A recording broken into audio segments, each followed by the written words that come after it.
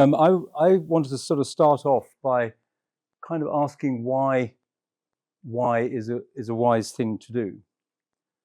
Why is wise? So parents of young children are often exasperated by children because they always ask why, all of those sorts of things. And actually, they shouldn't be exasperated. They should be really pleased, because what that is actually doing is developing the brain's propensity to be curious and to be able to figure out learning knowledge from the age from birth onwards. And that questioning of why is simply exercising the brain and getting the brain's plasticity to develop that for their adult life. And so, but the trouble with that is that the knowledge, often the answers to that question, come back in very, very narrow forms. And we have a wonderful education system around the world which narrows that knowledge down ever more until you really are learning very little about not very much at all. And so we need to start to think, if we want to think about the world and how we're going to survive in it, what we need to be doing is thinking about the world as a whole, as a collective, very, very broad, multidisciplinary whole. And this becomes actually quite important. Kurt Koffka, I think, expressed it very well, because Kurt Koffka, possibly one of the most misquoted people on the planet, he said that the sum is different from, the whole is different from the sum of the parts. He didn't say it's greater than the sum of the parts. And that's a really important difference, because what he's saying is, if you see the world as a completeness, you are looking at a different world from one that you see in lots of different parts. And that actually is really important when we come to live our daily lives, as to how we do that. So, for example, you are listening to us this evening, and it's really wonderful that you are, but actually your brain hears nothing. It sees nothing, it smells nothing. Your brain just receives electrical stimuli. And those electrical stimuli are kind of processed into a means of creating perception. And that perception is what you base your reality on. So the way that the reality that you experience in life, and you are experiencing at this very moment, is based on your lived experience. Some would say from the time you were born, some would say from before you were born, some will say from very much earlier than that through genetics and so on. But you start with your lived experience, you update that with learning from the environmental stimuli that are coming through your sensory systems. Your brain responds to that. Maybe it releases a hormone, maybe it does something else. As a result of that response, you feel a new perception. And that new perception is what you act on.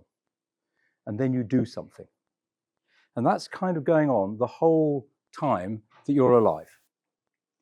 And so the important thing of that is that we are actually not really seeking reality. We're seeking the feeling of reality. It's what it feels like that is actually important, not necessarily what we might think it is. And so that difference becomes really important when we start to consider that our species is a social species. We actually act as collective individuals, as a collective group.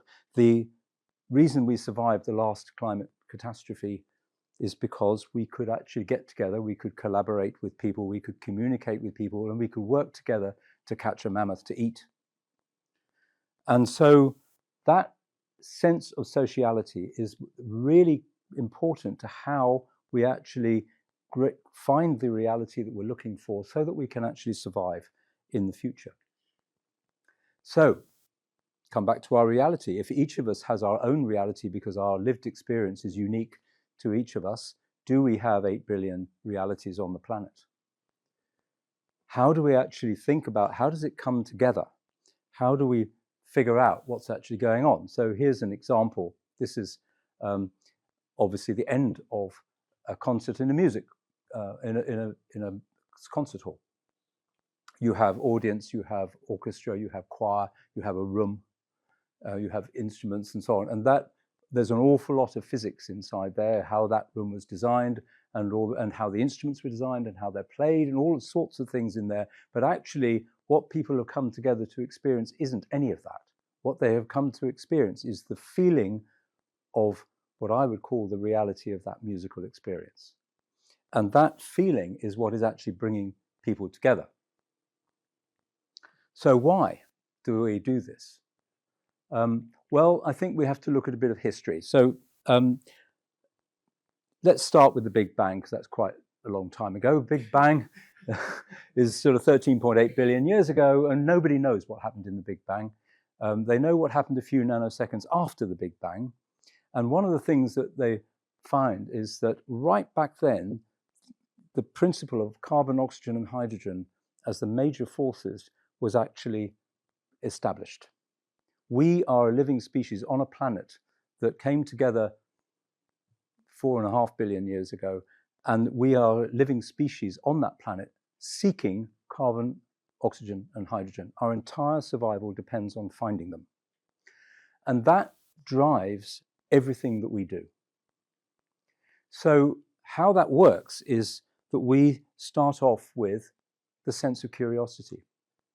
Where are we going to find our carbon, oxygen, and hydrogen? How are we going to work with others to be able to secure it? How are we then going to cooperate so that we work together collectively and constructively in order to be able to find it? How do we then communicate to others about that and about what we're going to do next, and to be able to make that collaboration and cooperation work? How is that all going to work? And actually that initial and very, very important question around the creativity about what we're going to do when we find it. All of those, what I call the 5 C's, they come together to create this idea of sociality. We survive as a species because we have sociality. And sociality, you can imagine, as a kind of idea of starting with the feeling that we can greet each other. We did a survey a few years ago in a number of cities in the UK, and we found that one of the strongest elements of how people lived in a city and how they perceived well-being within that city was the sense that you felt that you could greet somebody that you did not know. And if you lose that, you lost your sense of well-being. So it's hardwired in us, this sociality. It's not something we choose to have. It's something that we have, whether we like it or not. And so that sense of sociality then drives the creation of society. You cannot have a society where people do not communicate, collaborate, cooperate, and so on with each other. So how we create and maintain society is based on that sense of sociality. So we can see this, actually. Let's have a look at SMART. This is a picture of a deer. It's in the Lascaux caves in the south of France. It's 17,000 years old. And the Lascaux caves in France is a large cave system that that contains about 300 pictures. And those pictures, it's not like the National Gallery. You don't sort of kind of walk from one to the other and say, yes, very nice, and oh, there's another one. I can read the label and all those sorts of things. These are distributed in clusters of pictures around the cave system. And it was only a few years ago that somebody started to think, why are the pictures in clusters? And then they realized that where the pictures were in parts of the cave system that had a different acoustic environment from the others. So you would walk through a fairly dead-sounding tunnel, and you would arrive at a cave space which had an acoustic ring to it. But you're in darkness. You can't see the picture. So the picture was lit with fire. And the flames of the fire, of course, are moving. So this picture is kind of moving. And then you find that, well, we've got this acoustic. Why are you looking at a picture in an acoustic environment that's special? Well, because you're going to sing. Because we sang before we spoke. So you're not going to sing on your own, and you might in the shower, I suppose, but you're not going to sing on your own looking at the picture of a deer which is moving because of the flames, and you've got this nice acoustic environment. You're going to do that with a group of people. 17,000 years ago, people were experiencing a multi-sensorial 17,000-year-old IMAX cinema in a group. and how they were enjoying that and creating that collective reality isn't so different from this one in the modern concert hall. And so what we're actually saying here is that curiosity, collaboration, cooperation, communication and creativity and the sociality that they deliver actually are understandable through the arts, through the humanities about how people come together, through the sciences of how that actually all works and how we understand it. And that is really important for us because that's what we're going to depend on to survive. Not one of them, not just art, not just science, all of them. And that's why the kind of disciplinary fracture that we have in education, including in universities, is so harmful, because we see such a narrow portion of the world that we don't really understand it at all. Our evolutionary state is about the savanna. And the savanna, you'll notice, has a very, very horizontal feel to it. Big skies, no vertical stuff. Our hearing system, for example, works in that environment. It's much easier for you to turn your head from left to right than it is up to down. Why? Because the people who were very good at moving their head up and down died out because the lion came from the side to come and eat them. So that's how evolution works. So that's what we're evolved for. That's how we are. And we live in a place like this. This is actually Chongqing in China, which has a very particular geography. But what you see is those very tall buildings, very close, very small sky, no horizon. It's useless for our evolved systems. We think a sound is on the left, but actually it's on the right, and all those sorts of confusing things. That adds to the cognitive load of living in that kind of environment. And then we move. This is London, Central Line in London, the underground train. All of those people in that train, loads of people in that train, that's not a social group. That is a group of individuals. They are, if you look at them, they are almost studiously ignoring each other. And that is not sociality. It's kind of anti-sociality. And it's a kind of comes around because there are too many people on that train. It's what I call hypermobility. Hypermobility, where you have too much mobility. We are moving around more than we actually should for our own survival. And what it's doing is it forces people into that event where we destroy the social group and emphasize individuality. So how do we actually figure out what we're going to do about that? Well, that's kind of what I do. And so we ask, why do we do the things we do?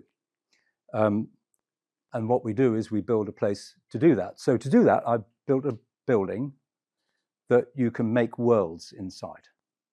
And so we can control the environment. So I can do all sorts of things in there. We can make outer space or little rooms or whatever. And we can do things in there. And then we can see how people are coming together as a social group, how they're dividing, how do they move as a crowd, how do they find something frightening, how do they respond to a particular smell, things like that. And inside there, these are on the left side, you see some images of the kinds of environments we sometimes make. We can bring a few buses in to study how people feel about warmth. We can put people in a maze. We had 100 people moving around a maze, tracking their movements in great detail and scanning their brains at the same time. We can build a park in there. The park, we had live trees and things like that in the park. They loved it. They loved our laboratory because we could give them the light that trees really like. It's like giving them a dose of, I don't know, whiskey or something. And they, what we were looking at there was how autistic children deal with the conflict between the calming nature of a green space and the aggressive nature of a city with its noise, its helicopters, its ambulance sirens, and all of those sorts of things. And they find that overstimulation really too difficult. On the right-hand side, we see some of the instruments that we use. Actually, our principal instrument is people. And so we put people in there, we observe, we talk to them and so on. But we also look inside their body as to what they're doing at the time. So we have accelerometers, eye tracking, we measure how they're distributing weight on their feet. We look at their posture, their motion, we look at their brains and how their brains are responding as they are doing things like being on that crowded train. And so by doing all of this and putting it all together, we can then begin to understand some of these questions about how we create sociality. Here is a train we built in the lab, hypermobility, again, the crowding. Why are we doing this? Why do we actually all get in this train when it increases the cognitive load massively, because you're trying to suppress all your instinct to get out of that train because it's a threat. It increases your stress levels. It absolutely destroys the 5 C's that we're talking about as being essential for survival, and that sociality completely gone in the train. What happens after the journey? How social are we after being in that experience? Every day, twice a day, for a working life. On the left, that turns into kinds of things we do. So on the left is a picture of a mock-up train we did for some experiments for Transport for London. And what we were looking at there essentially was how to design the door vestibule and the area around the door vestibule so that you could maintain sociality while people were getting on and off a train. The picture on the right is the train being built. That's the new Piccadilly line train that's coming to London in a few months' time. And you can see how what they're trying to do is to encourage people to leave the train through the middle of the door so that people can board through the edges of the door. Those doors are wider than the standard doors. There's all sorts of design things that came from those experiments on the left so that we could actually smooth the interaction of people in that daily life. Whether we should have that many people in the train or not is another question, which for another day. So we have a kind of enabling path. The 5 C's, right at the beginning, they enable that mobility. They enable us to be able to move around and look for our carbon, oxygen, and hydrogen. That mobility, in turn, enables the sociality. We can go and find the people we need to be social with. That sociality then enables the society, and the society enables our survival. So we have this kind of route from the 5 C's right the way through to survival. And that kind of comes into this, what I call kind of mobility path. If you have just enough mobility, not too little, so you're isolated, not too much so that you're crowded, that leads us into survival in the future. And it starts with the Big Bang, goes all the way through the development of the planet, the evolution of Homo sapiens, all of those 5 C's that we use, the arts, the sciences, culture, into the people in society, moving forward into the future. But it all starts with that question that those children were asking. Why is why wise? Thank you very much.